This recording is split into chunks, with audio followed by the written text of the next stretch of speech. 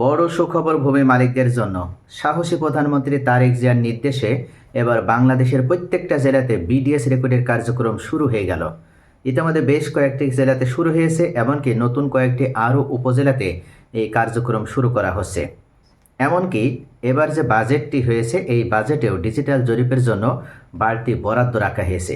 আমরা বিগত বাজেটে দেখেছিলাম অন্তর্বর্তীকালীন সরকারের সময় এই ডিজিটাল রেকর্ডের জন্য প্রায় ৯,০০০ কোটি টাকা বরাদ্দ রাখা হয়েছিল। তবে এখানে উল্লেখ করা হয়েছিল এই টাকাগুলো ব্যয় করা হবে মূলত ৪টি উদ্দেশ্যে। আর এজন্য ভূমি মালিকদের উদ্দেশ্যেও বেশ কয়েকটি নির্দেশনা দেওয়া হয়েছিল। কিছু ভূমি মালিক আছে তারা স্থায়ী, এমনকি কিছু ভূমি মালিক আছে তারা চাকরি সূত্রে দূরে থাকে, আবার কেউ প্রবাসী থাকে। তাই যেহেতু ৩ শ্রেণীর ভূমি মালিক আছে আমাদের বাংলাদেশে, এই অবস্থানগত দিক থেকে এই ৩ শ্রেণীর ভূমি মালিকের জন্য নতুন করে কিছু আপডেট, এমনকি তাদের মালিকানা প্রমাণস্বরূপ কিছু কাগজগুলো, কিছু ডকুমেন্টসগুলো যেগুলো রেডি করে রাখতে হবে, এবং যে কোনো সময় জরিপ আসলেই যেন তারা এই কাগজগুলো দেখানোর মাধ্যমে নিজেদের জমি তারা নিজেদের নামে রেকর্ড করে নিতে পারে। এজন্য বেশ কয়েকটি গুরুত্বপূর্ণ ভূমি মালিকদের উদ্দেশ্যে নির্দেশনা দেওয়া হয়েছিল। তো আজকের ভিডিওতে এই বিষয়গুলো নিয়ে আলোচনা করব, পাশাপাশি কোন উপজেলাগুলোতে এই ডিজিটাল রেকর্ডের কার্যক্রম শুরু করা হয়েছে সে সম্পর্কেও আপডেট তথ্য জানাবো।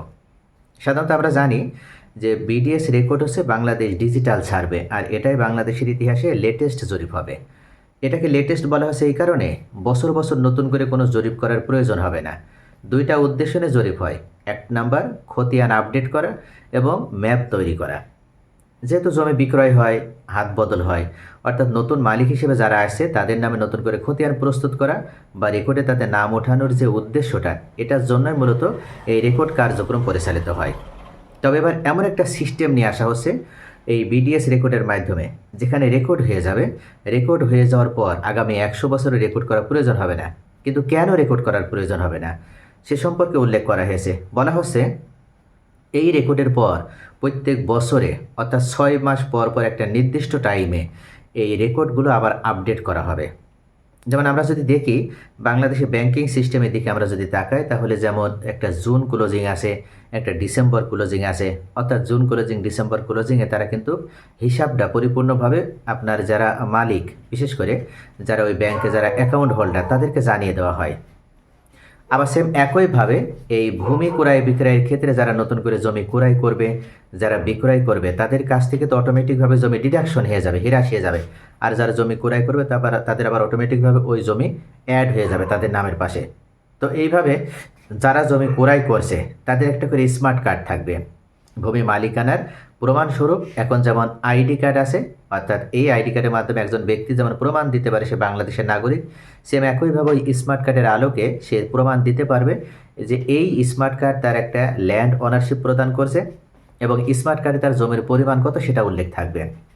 এমনকি কোন দাগে কতটুকু জমি, এবং সে যদি ক্রয় করে তাহলে কার থেকে ক্রয় করেছে, সে যদি বিক্রয় করে তাহলে সে কোন দাগ থেকে জমিটা বিক্রয় করলো, যখন দলিল করে দিবে যার বিক্রেতার কাছে, ক্রেতার কাছে, তখন এই বিক্রেতার ওই স্মার্ট কার্ড থেকে সেই দাগ থেকে সেই পরিমাণ জমি আবার মাইনাস হয়ে যাবে।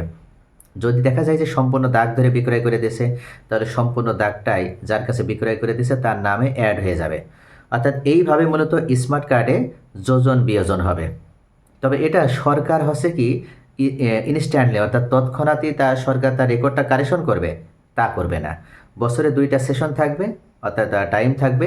এই 2টা টাইমে 6 মাস পর পর বাংলাদেশ সরকারের পক্ষ থেকে ভূমি রেকর্ড ও জরিপ অধিদপ্তরের দায়িত্বশীল কর্মকর্তারা এই রেকর্ডটাকে আপডেট করবে।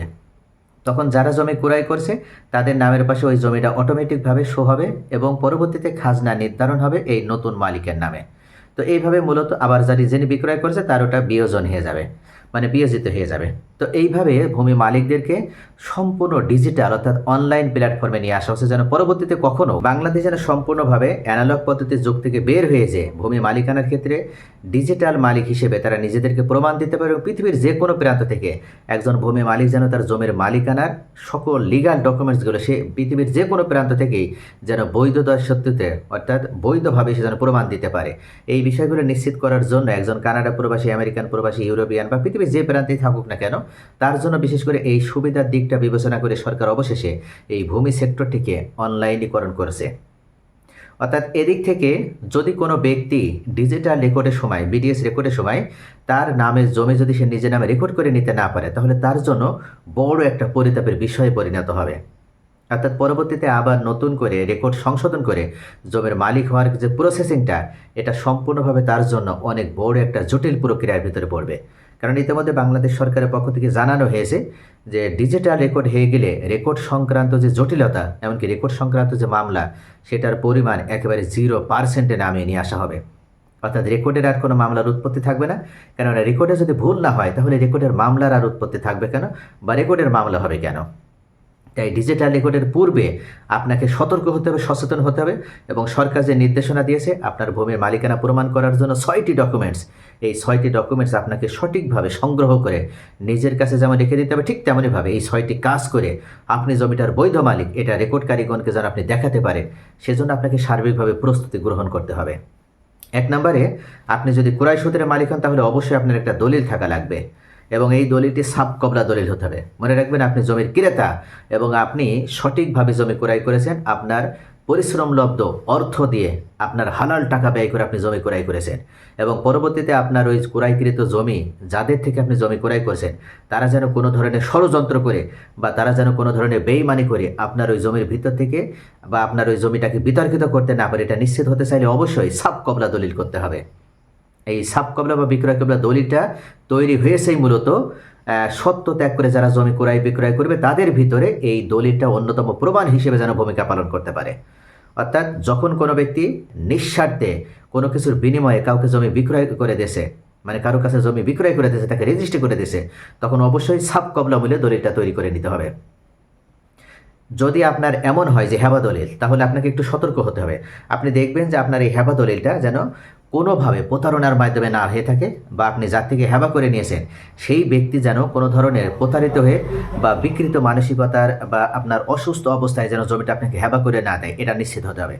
যদি আপনি হেবা করে নেন এবং এটা যদি প্রমাণিত হয়ে যায় যে আপনি যার থেকে জমি নিয়েছেন হেবা করে, বৈধভাবে নিয়েছেন, কিন্তু সে যখন অসুস্থ ছিল, সুস্থ মস্তিষ্ক সম্পন্ন ছিল না, আপনি সেই সময় তার থেকে জমি ক্রয় করেছেন, তাহলে আপনাকে কিন্তু চরমভাবে ক্ষতিগ্রস্ত হতে হবে। দ্বিতীয় যে কাজটা আপনাকে করতে হবে, সেটা হচ্ছে আপনার এই দলিল অবশ্যই নামজারি করে নেবেন। যদি নামজারি করা না থাকে, তাহলে অবশ্যই বাধ্যতামূলকভাবে নামজারি করে নেবেন। যতক্ষণ আপনি নামজারি না করছেন, আপনি যতই বুক ফুলিয়ে বলেন যে এই জমির মালিক আপনি, কিন্তু কোনোভাবেই আপনি কিন্তু ওই জমির বৈধ মালিক, এটা আপনি রেকর্ডকারীগণকে প্রমাণ দিতে পারবেন না। তাই অনতিবিলম্বে, যদি এখনও নামজারি করা না হয়ে থাকে, তাহলে যত দ্রুত সম্ভব স্টেপ গ্রহণ করেন এবং আপনার জমি আপনি নামজারি করে নেন। তৃতীয় পর্যায়ে, আপনার জমি সবসময় খাজনা প্রদান করে আপডেট অবস্থায় রেখে দেবেন। অর্থাৎ কখনো আপনার জমির খাজনা কোনো বছর আপনি বকেয়া রাখবেন না, এবং খাজনা প্রদানের দাখিলা সংগ্রহে রেখে দেবেন। প্রয়োজন আপনার মোবাইলে আপনি সেভ করে রেখে দেবেন। এখন যেহেতু অনলাইনেই আপনি দাখিলা, অর্থাৎ অনলাইনে যখন খাজনা দিবেন আপনার মোবাইল থেকেই রেজিস্ট্রেশন করে নেওয়ার মাধ্যমে, তখনই আপনি কিন্তু ওই খাজনা পরিশোধ করলে আপনি অনলাইনে দাখিলা পেয়ে যাবেন। চতুর্থ পর্যায়ে, আপনি যদি উত্তরাধিকার সূত্রে মালিক হয়ে থাকেন, অর্থাৎ পৈতৃক জমি যদি মালিক হয়ে থাকেন, তাহলে অবশ্যই আপনি একা নয়, যদি আরও কয়েকজন মিলে মালিক হয়ে থাকেন, তাহলে নিজেদের ভিতরে একটা বন্টননামা দলিল করে নেবেন। এই বন্টননামা দলিলের গুরুত্বটা কি এখন হয়তো আপনি বুঝতে পারছেন না, কিন্তু যখন রেকর্ড আসবে তখন দেখা যাবে যে আপনার ভাইয়েরা বোনেরা এক জায়গায়, আপনারা কিন্তু কোনোভাবে বোঝাপড়ার ভিতরে আসতে পারছেন না। কে কোন দিকে কোন দাগ থেকে কতটুকু জমি নেবে, এই বিষয়টি নিয়ে আপনারা সঠিক কোনো সিদ্ধান্তে উপনীত হতে পারছেন না, তখন চরমভাবে আপনাদের সমস্যার মধ্যে পড়তে হবে।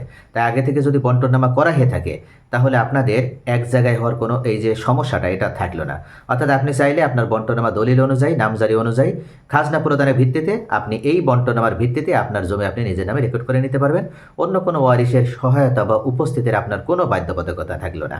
পঞ্চম পর্যায়ে, জমি যদি আপনার দখলে না থাকে, তাহলে অবশ্যই আপনাকে দখলমুক্ত করে রাখতে হবে।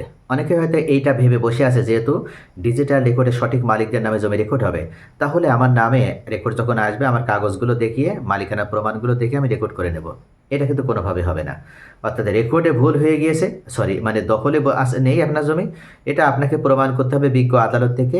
আপনি মামলা করার মাধ্যমে দখল পুনরুদ্ধার করবেন, তারপরে রেকর্ড কারিগর আপনার নামে জমি রেকর্ড করে দেবে, নতুবা কখনও দিবে না। তাই এটা অবশ্যই গুরুত্বপূর্ণ। সুনির্দিষ্ট প্রতিকার আইনের 8 ধারা অনুযায়ী দখল পুনরুদ্ধারে মামলা দায়ের করার মাধ্যমে আপনার জমি নিজের নামে রেকর্ড দখল করে নেন।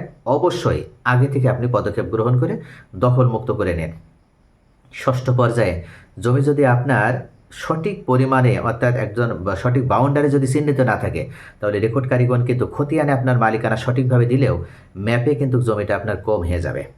তাই অবশ্যই আপনার এলাকায় যদি এখনও রেকর্ড না এসে থাকে, তাহলে অনতি বিলম্বে আপনি একজন দক্ষ সার্ভেয়ারের শরণাপন্ন হয়ে আপনার জমির সুনির্দিষ্ট যে পরিমাপটা আছে সেটার আলোকে বাউন্ডারি চিহ্নিত করে রেখে দেন। এবং মনে রাখবেন, আপনার এলাকায় যখনই রেকর্ড আসবে এই বাউন্ডারির আলোকে, যেহেতু এবার সরেজমিনে ম্যাপ হবে, এবার কিন্তু ঘরে বসে ম্যাপ হবে না, সরেজমিনে পুলাট টু পুলাট একেবারে কিত্তা মানে খণ্ড খণ্ডে একেবারে মাঠ পর্যায়ে উপস্থিত হয়ে এবার ম্যাপ তৈরি হবে।